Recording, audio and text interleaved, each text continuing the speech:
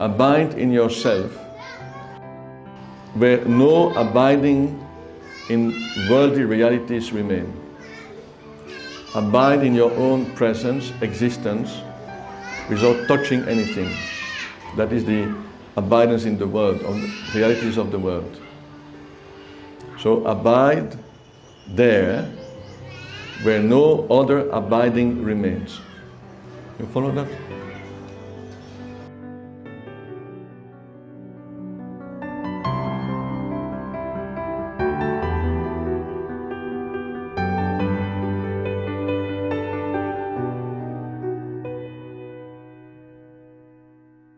Our awareness should ever remain unentangled with any object.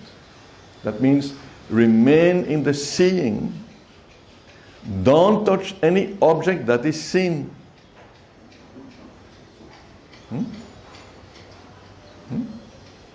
And don't imagine anything about the one that is supposedly to be the seer. Because everything here has no real existence. Not only the objects, the outer world, the so-called outer world, but also the inner world.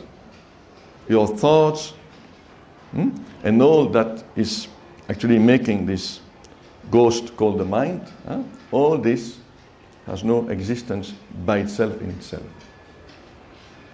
So if you remain in the seeing without touching anything, that is called the pure seeing. Don't touch any idea about yourself, and don't touch any object that appear in the seeing. Remain simply in the seeing. So that is an attention that remains pure, unassociated with anything. So you see, the Asparsha approach is radical. And it is there in every practice of Advaita. And we have mentioned here 3 major practices. So it is very much there in the practice of witnessing, and we have spoken about that.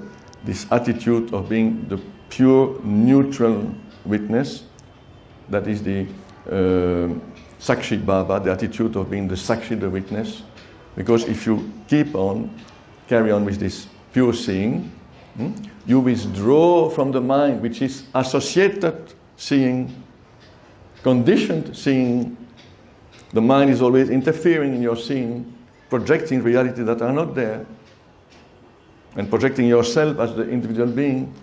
But if you remain in the pure seeing, the pure attention, you withdraw from mind, and you come to the essence of mind.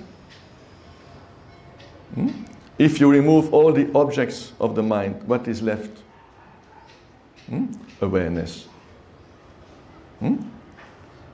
So you see, Asparsha, this no contact, no relation whatsoever with thoughts, with objects of experience. That is the direct path. It's so simple. There's nothing more to say. But then you may ask, well, it's simple, but very difficult, because when I look at the world and the forms of the world, I may be attracted. Yes. So you need a level of dispassion. You need detachment. So it is very much there in every part. Like this withdrawal from the objects of senses, you find in the Raja Yoga. That is the 5th limb, pratyahara.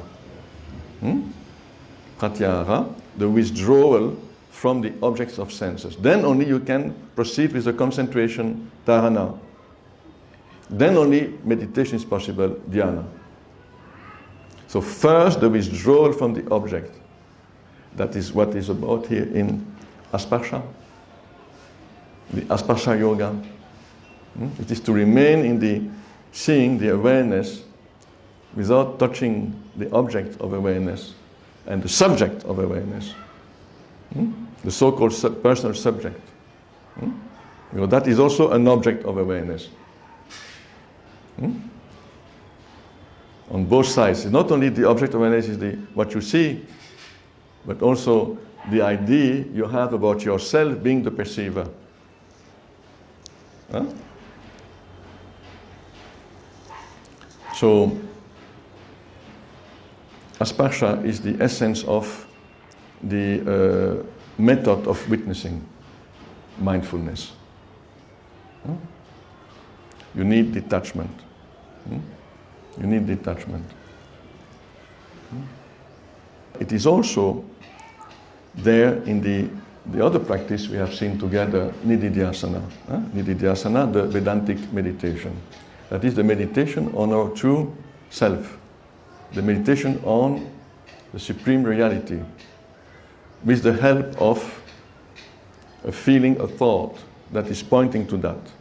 Could be the mantra Om. Could be a feeling of infinite expanse, a feeling of vastness. Or any thought that for you resonates most, to point to the infinite reality. Traditionally, it is Brahman, the thought of Brahman. And it's not just a thought, it's a feeling also, bhavana.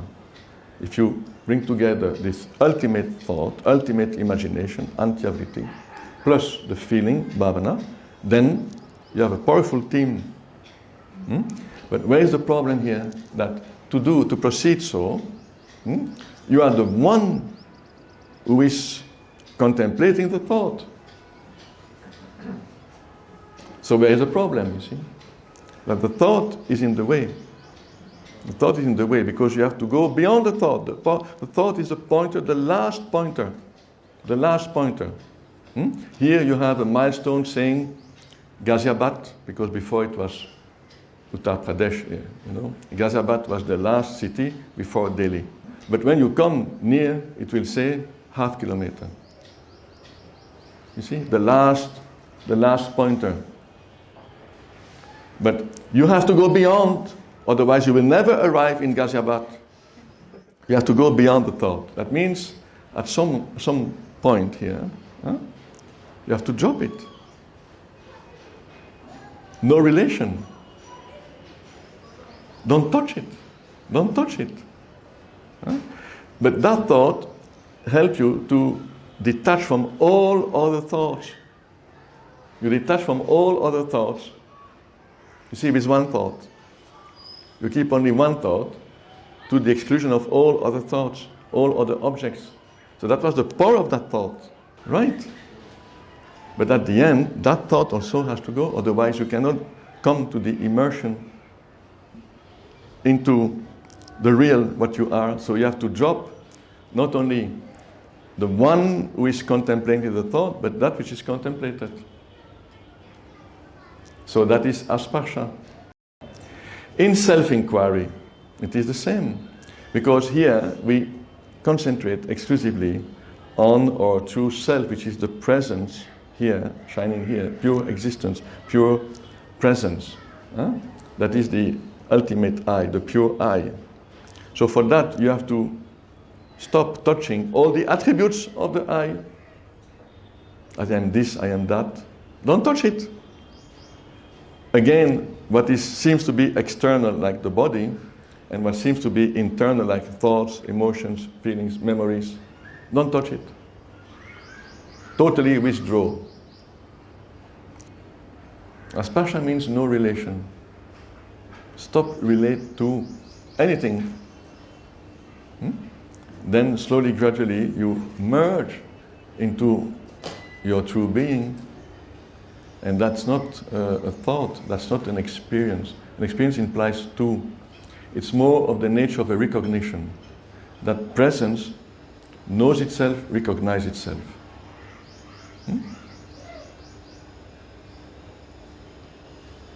Any seeker on the path of Advaita is an Asparsha yogi or an Asparshin, Asparshin, the one who practices Asparsha. Stop touching, stop relating, stop contacting. You see, But the implications of this are huge, huh? Because we live in a world of multiple relations. Because with the social media, we have more relations than ever in human history. We are lost. Huh? And that also consolidates the idea we have about ourselves. You know, when you post your pictures, huh? It becomes an addiction. You have to tell your story to hundreds of friends. And you are lost in their stories. You spend whole your life. There have been surveys about that, you see. How many hours people spend on that. And that is only but reinforcing the belief that you are someone. People ask, can we still send emails? Huh? Yes, but with no attachment.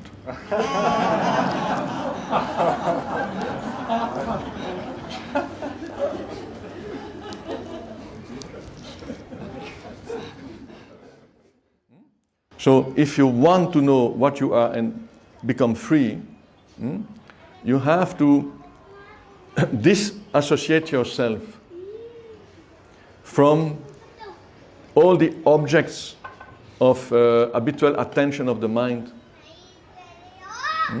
And the only object of your attention should be your own self. What is here? What is here is what? You are alive, there is awareness, there is existence. You feel that you exist. Explore that feeling of existence without the story. Ponder again and again. It's difficult for when we are young because we have all this, so many desires to explore everything, to enjoy because we have, a young body, we are full of energy. This life is full of promises. Life is in front of us, not behind us.